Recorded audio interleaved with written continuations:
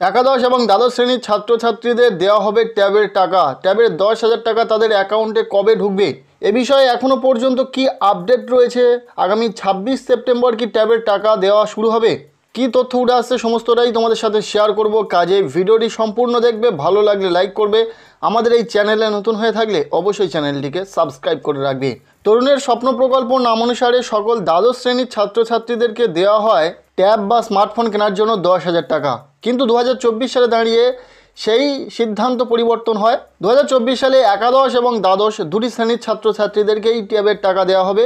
এর কারণটা হচ্ছে আগামী বছর থেকে সকল একাদশ শ্রেণীর ছাত্রছাত্রীরা ট্যাবের টাকা পাবে। তাই এবছরে প্রচুর সংখ্যক ছাত্রছাত্রীদের ট্যাবের টাকা দেওয়ার কথা। সেক্ষেত্রে সেই টাকা দেওয়ার কথা ছিল গত 5ই সেপ্টেম্বর শিক্ষক দিবসের দিনই।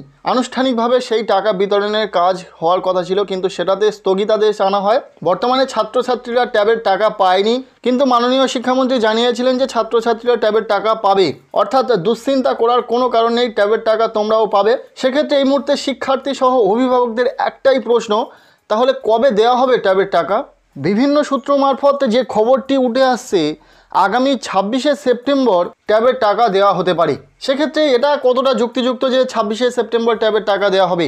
এ বিষয়ে এখনও পর্যন্ত কি কোনো অফিসিয়াল আপডেট এসেছে? তো বন্ধুরা জানিয়ে রাখি, এখনও পর্যন্ত কিন্তু এ বিষয়ে কোনো অফিসিয়াল আপডেট আসেনি।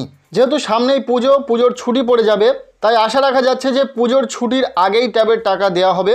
26 সেপ্টেম্বর রয়েছে ঈশ্বরচন্দ্র বিদ্যাসাগর মহাশয়ের জন্ম জয়ন্তী, যার ফলে ওই বিশেষ দিনে ছাত্রছাত্রীরা ট্যাবের টাকা পেতে পারে, এমনটাই কিন্তু ভাবা হচ্ছে, সূত্র মারফত এমনটাই জানা যাচ্ছে।